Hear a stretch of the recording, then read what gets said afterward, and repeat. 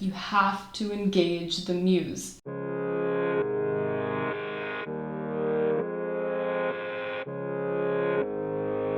Hello, welcome to day 12 of the Writer Diaries. I'm going to be going to meet up with my friend, and I've already written my 500 words for the day, and that's called progress, ladies and gentlemen, because yesterday's video I was exhausted and I think it was obvious. So today I made sure that I finished my writing at a normal hour, and so I figured today I would just do like a little get ready with me and just talk about all the stuff I've learned as a writer so far, because I have been writing for almost 4 years now, pretty consistently ish, here and there. But I feel like I've learned a few things, and I figured I would share them with you. And for the boys that watch this video, all 3 of you, I don't know, set this in the background as a podcast if you don't want to watch me do my makeup. If you're new to the channel, my name is Tiana, or Tiana, which is with a J, and this is the 30-day series I've got going on my channel right now, where for 30 days I'm going to post a little writer diary just talking about my raw, unfiltered feelings, struggles, and joys of being a writer and working on my mafia romance project. It's like 30 degrees outside, and so usually when it's that hot I don't like to wear a lot of makeup. I mean, I don't really wear a lot of it in general, but when it's that hot I'm trying to keep things pretty simple. But as I mentioned, I finished my 500 words for the day. I made sure that I was going to get that done because I did not want to stay up until midnight or 1 a.m. or 2 a.m. tonight thinking about how I need to write and upload a video. So I made sure I got that done, and I got 509 words, honestly, because I'm going to go meet with my friend, and I'm still like kind of at this point where like things are going well and I'm writing, but I'm also writing a scene where I have to do a lot of research because Elena gets to ride a Ferrari in this chapter, and I've never driven a Ferrari, so I don't know what that's like. And obviously I'm assuming it's a little bit different than driving a regular car, and so I'm writing, but then I have to constantly like Google a question that I have because I'm trying to write it as accurately as possible, and so that chews up a lot of time for my writing because I have to do all this research going back and forth.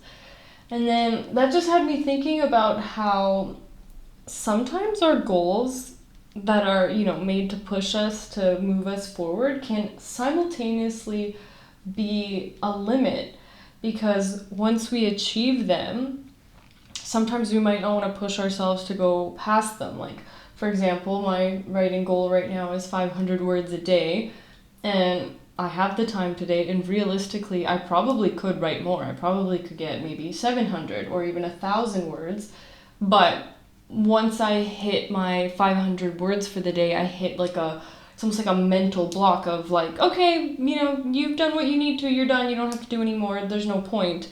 And I noticed that I noticed that was happening last month as well when I had my 200 word goal, whereas as soon as I got over 200, there was plenty of days where I was like, I'm calling it a day, I'm done, I don't want to do anymore, even though I'm proving to myself that this month I can write 500 words a day, and I've proven to myself before that I can write, you know, NaNoWriMo's daily word limit of 1,667. I can write like 2,000 words a day. But it's like when we set this limit for ourselves, like with this goal, and then we reach it, and then we don't really push ourselves forward, which is why they say stretch goals are important, you know, giving yourself a goal that you think maybe you can't achieve so that you can really push yourself and then see just how far you're able to go. And I am, as I've mentioned, in the process of building up my writing momentum, because I'd really gone just probably like 6 months without any sort of like really consistent sort of writing, and so I didn't want to jump into anything like too soon and give myself a 1,000 word goal daily when I've been writing 0 words daily.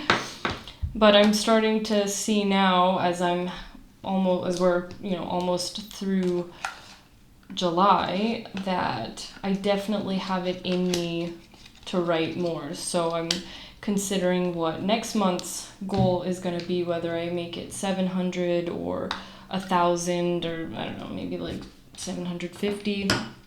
I haven't decided quite yet, but I know I'm capable of doing more, and so I know that I should push myself to do so.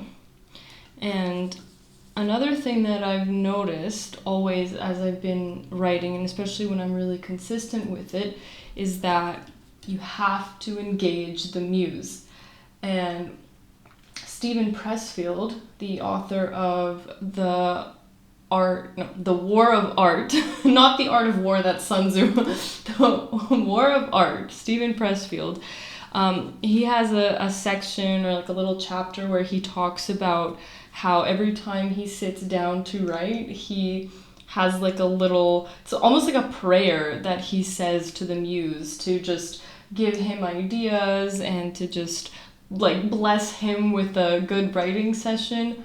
And I've noticed that, the more I engage the muse, the more I'm consistent with my writing and writing every day, and the more ideas that I get more ideas for the project I'm working on, I get more ideas for brand new projects, I get ideas for projects that I'm not actively working on in terms of scenes, character names, themes, ways that I can improve what I already have written, because you put your mind in this state of where you're working towards this goal of yours to write this book or whatever creative project you're working on. And when you're in that state where you're actively pursuing it, your brain is then going to be thinking about it even in the background, or it's going to see something around you and it's going to make some sort of connection. Like you see somebody out on the street and they look like the perfect version of a character that you have in your story, or I don't know, you see a building that would be perfect for the setting of your story. So I realized like how important it is to make sure that you're engaging with your muse regularly and like feeding her, so that she in turn can provide you with the ideas and inspiration you need in order to get your writing done and work on those things that are important to you. And with that just goes like consistency.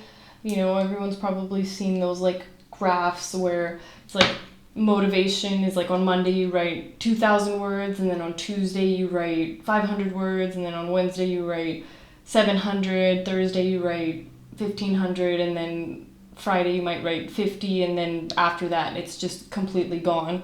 Whereas consistency might be more like 500 words, 750, and then maybe like 400, then up to 1,000. And it's just really important that it isn't really the numbers that are important so much, it's that consistent effort. And I've noticed that as I've been writing every single day, almost every single day since May 31st, like I've made more progress so far in this month and a half than I have in the rest of the year combined, like January to end of May. I did do some writing in those months, but I wrote so little and I wasn't so dedicated in the way I am now that of course I wrote way less. And that's another important thing that I realized, and I realized this especially when I did my first nano, was that you have to be willing to dedicate yourself to your goal almost at the expense of other things. Now, I'm not saying like, throw away everything else you've got in your life and only focus on your writing. I mean, some people do that. My experience during my very first nano for November was that it was November 2021. I told all my friends, for example, I was like, look guys, I'm working full time, we're all working full time, and I want to write a novel. I'm going to sit down and finally write my novel. I have to write 50,000 words in November. My plan is that every single day when I come home from work, I'm going to be sitting and writing. Like, I'll come home, eat dinner, relax a little bit, and write my novel. The only other thing that I had going on was I was taking violin lessons, and that was the only thing I was doing. I was writing, working, and taking having my weekly violin lesson. I told my friends, I'm like, you're not going to see me. Don't call me to hang out because the answer is going to be no. I don't want to hang out. I don't want to do anything. I want to focus on my novel. And my very first nano, I ended up writing 60,500 words for my novel. So I obviously went a decent amount of words above the word goal for the challenge. But I just became so dedicated to my book that any spare time that I had, I dedicated it to my novel. It was more important to me than seeing my friends. Cause again, like my friends, it was just, let's just talk about, I don't know, sports or gossip or what other people are doing. I'm like, we can talk about all of that in December. We've talked about that stuff in October. Like, there's nothing that is that important going on this month where you need to see me. And another thing was that with my family it was different because my parents, for example, they would listen to me talk about my book. Like, I would go on walks with my dad for an hour, for example, and he would just let me ramble on and on for an hour about my book, and it was wonderful because sometimes it gave me new ideas. It helped me work out through, like, let's say, problems I was having with a scene, and it was just really nice to just talk to somebody. Oh, sorry, things are flying.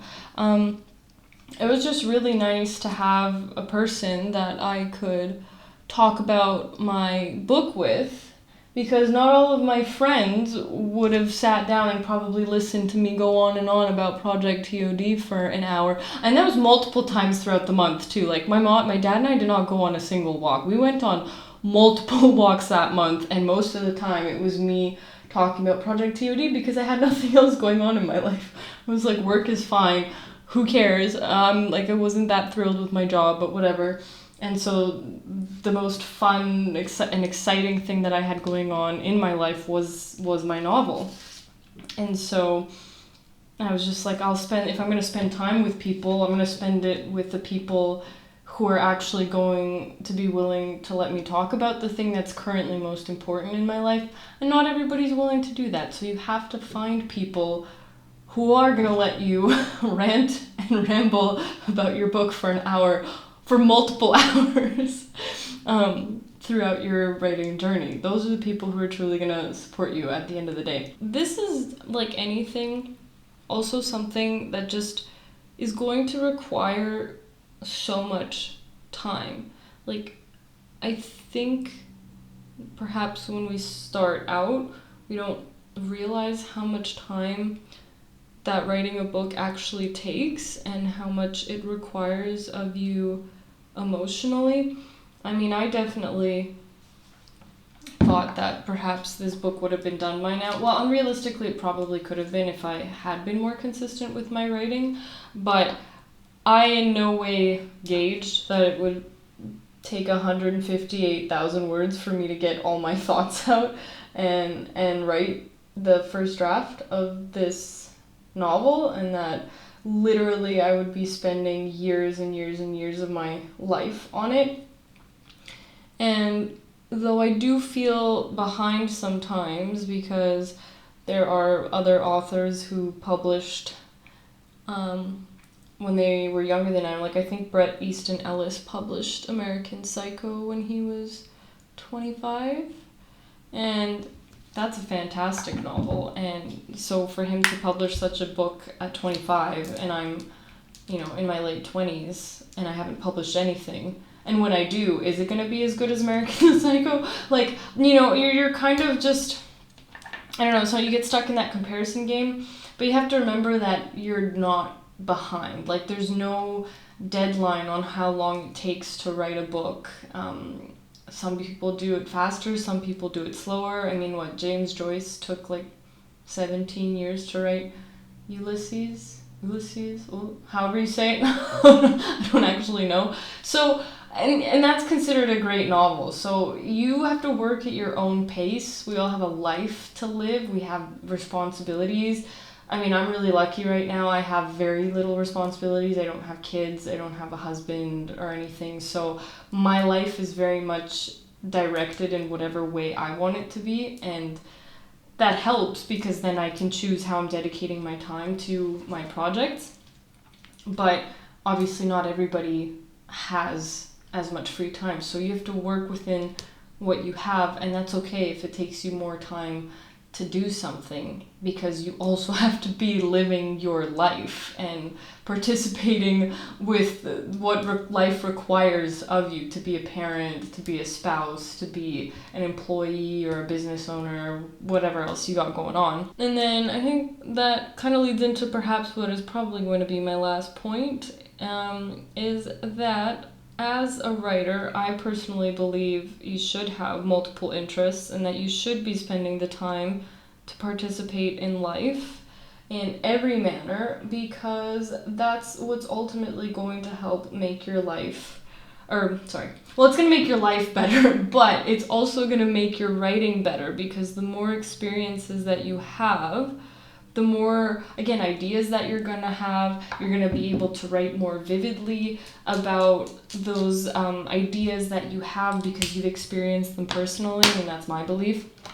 That's why I'm also always saying people should just go travel as much as possible, because traveling really forces you to experience the way, like the world in a way that you normally wouldn't have. It puts you out of your comfort zone and it puts you in a completely new environment, and your brain is almost in like hyperdrive or hyper awareness, because it's in a new place. It has to orient itself to where it is. There's new people, a new language, new culture, and so that's when you're truly like realizing how much is actually around you. Whereas when you're always in the same place, taking the same drive to work, hanging out with the same people, like you almost become like numbed to what's actually out there. And so you need to do things that are new for your brain and your nervous system to give it that like jolt to remind it that holy crap, life is great, there's a million things to do out there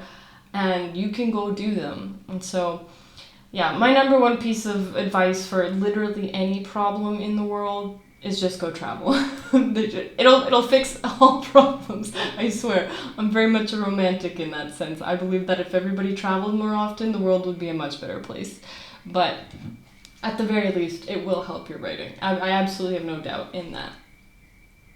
Hi, I'm back. I did my mascara and I did my hair, and I hope that you guys have enjoyed this little get ready with me and just listening to me talk about the few things that I've learned since I've decided to become a writer.